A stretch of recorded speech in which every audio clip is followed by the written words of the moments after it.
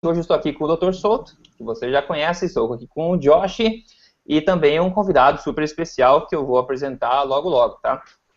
Assim, o emagrecer-de-vez.com está crescendo bastante, tá? Que eu acho que as fronteiras nacionais já não são mais suficientes para segurar o conhecimento, tá? Então, você vai entender logo o porquê disso que eu estou dizendo. Então, os benefícios de uma alimentação correta, de uma alimentação saudável, como a gente fala no site, tá?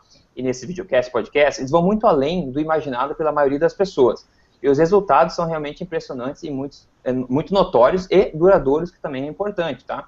Então, por isso, nós temos que gritar realmente o mais alto possível para que essas informações possam chegar à maior quantidade de pessoas possível, tá? E por isso, aqui no Emagrecer de Vez também, a gente está nos esforçando o máximo possível para trazer sempre o melhor, mais atual e mais verdadeiro conhecimento do mundo sobre nutrição e saúde.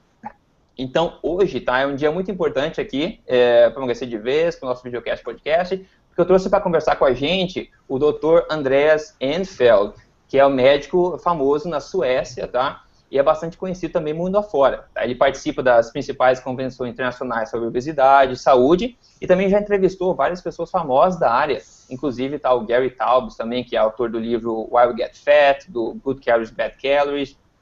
Enfim, é uma pessoa realmente que eu admiro muito e venho seguindo o trabalho dele há muito tempo.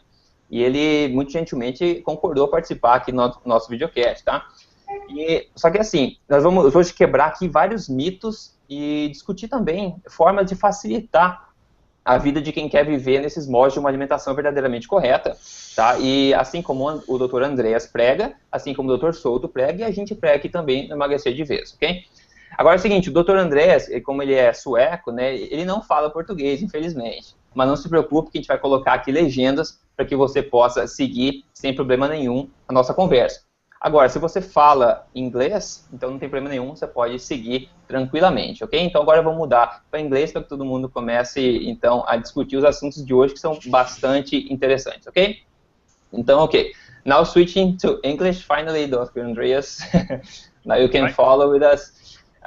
Well, what we recommend and always discuss here on the website is the incredible benefits of an intelligent, low-carb, lifelong diet for everyone that really wants to lose weight effectively and live better. But as we know, the modern so-called gurus and a lot of doctors and media and governments, of course, they're still spreading misconceptions and dangerous information as healthy guidelines. So therefore, I want to focus our conversation on myth destruction today here. We're going to put down a lot of myths. I think it's very important. The big ones, mainly, okay? So first of all, we know that carbs drive insulin, that drives fat, right? We know that short phrase. But carbohydrates are fattening, and we never ate so much carbohydrates in history, I think, in humanity, right? So saying that as an introduction, I want to start right away talking about this first big myth, which is carbs are required for any healthy diet. That's the big myth I want to talk about. We can talk about a bit of the science behind it. Is carbs, the way we eat today, really essential to a healthy diet? So I want to open discussions about it. I think you can talk a lot about it, but let's see what comes out. First of all, Dr. Andreas, welcome, and thank you very much for participating here. Thank you so much. I'm glad to be here. Yes, I want to know, well, now it's an open discussion, really. It's very informal, as we always do here. So the topic right now is the carbs are required for a healthy diet. I want to know your thoughts about this, or what you know about science about. Are carbs really required, essential for a healthy human diet? What do you think about it? I would say no. I mean, carbs are optional. There's no essential carbohydrates. We can live fine without carbs, and if we no carbs, then our bodies are gonna use fat for energy, and maybe we need like 20 grams a day or something of carbohydrates, glucose, and the body can produce that from fat and protein. So we don't need carbs. It's an optional fuel. Because the main argument, I think, a lot of nutritionists, they say that it is required because of the fact that the brain needs some glucose to work, right? So based on that fact, they imagine that we need to eat carbs so the brain can work. So what do you think about that? Yeah, say it's a misconception. It's wrong. It's based on the fact that if you eat a lot of carbs, then the brain will burn glucose for fuel. It's going to burn like 120 grams a day or something. But if you don't eat that many carbs, then the brain will turn to an alternative fuel called ketones, which is manufactured in the liver from fat. So this whole idea that the brain needs carbs is just wrong. It's wrong. And science has been showing that the brain actually works better on ketones, right? Maybe for some people, maybe in some circumstances, maybe in most circumstances, I don't know, but it works fine at least. Yeah, because I've read a lot of people tell that they just feel better, that their brain is just more mental clarity when they are on ketones. Some people feel that, sure. And Dr. Andres, you've put in your site a very interesting video of children playing with carbs and with a healthy snack, and their behavior is completely different. So actually, a lot of simple refined carbs may be bad for the brain, right? Yeah, possibly. I mean, that is a controversial subject for sure, but a lot of people think so. I mean, a lot of people watch their kids on, drinking a lot of soda, eating a lot of crappy carbs, and they're behaving in one way, maybe not that great, and then they eat better food and they behave better. So possibly.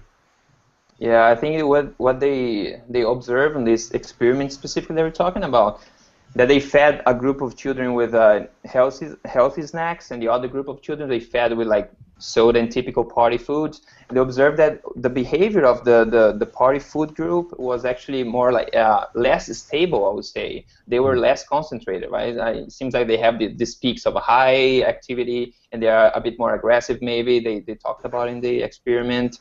So I see this going up and down as a behavior that's usually common when you eat like this fast carbs, for example. What do you think about that?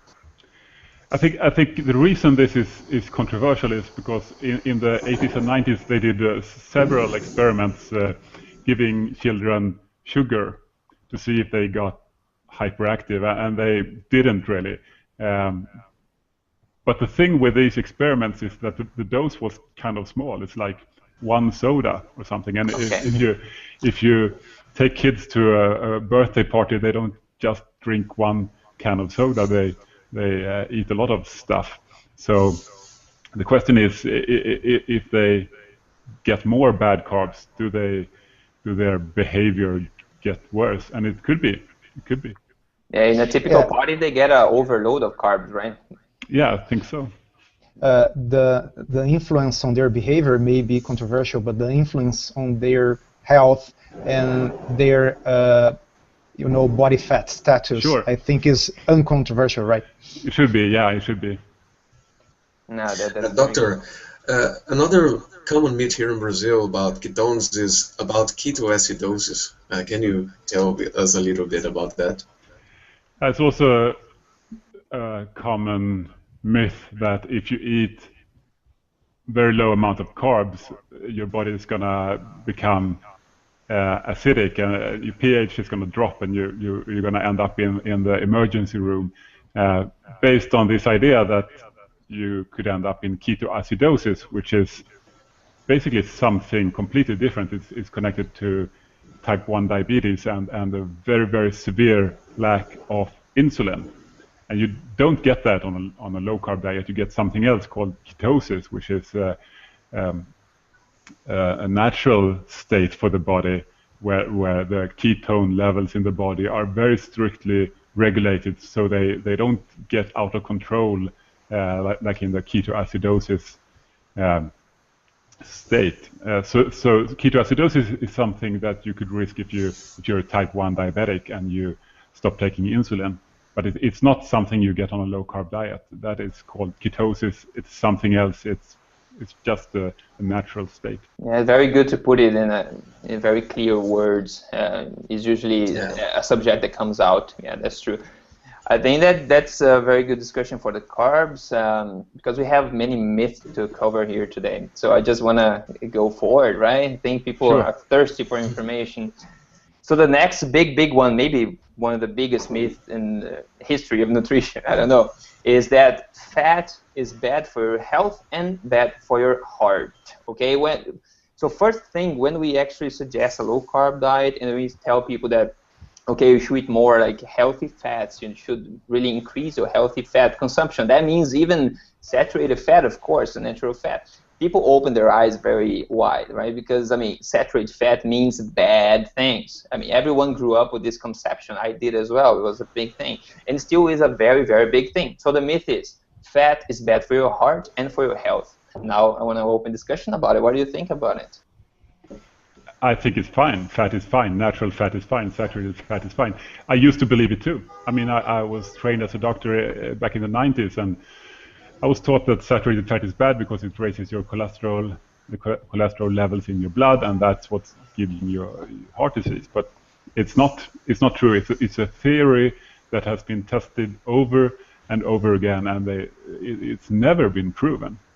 There's been a lot of studies done where they take one group of people and they try to make them eat less saturated fat compared to another group that keeps eating like they used to, and there's never any difference, any significant difference in these trials. So it's a theory that has been tested for 60 years, and it always turns out to be false. Yeah, in 2011 they had the great fat debate, right? And they concluded, I want to quote here, because I translated to Portuguese, I want to translate back to English. They say, even though this paradigm that says that saturated fat causes heart disease have been spread so much during the last decades, the modern nutrition has shown no evidence to support this paradigm. And they say, in regards to the heart problems, there's the evidence actually suggests the opposite. They suggest a protective effect of saturated fat instead of what is actually told to people. So this was said in 2011 as a conclusion of the great fat debate, and I call it something that could be a conclusion, a scientific conclusion after like decades of studies about it, right? Yeah, and I mean, there was a paper, a meta-analysis published in a very prestigious journal this spring called the British Medical Journal, and they looked at all the studies where you make people switch from saturated fat like butter to omega-6 polyunsaturated fats like corn oil or things like that. And if you look at all these trials, it's actually suggestive that the risk of heart disease goes up and not down. So meaning if you stop eating butter and eggs and you start eating a lot of plant oils like corn oil and safflower oil, you're actually going to increase your risk of heart disease, according to the best science there is. It is appalling for me because, you know, a lot of nutritional studies, they are very bad in terms of design. They are retrospective, they are just correlational, but the one area that has been tested with the highest level of evidence is saturated fat, and it's definitely been proven that it's at the worst it is a neutral fat. It may not be great, but it's not bad for you. So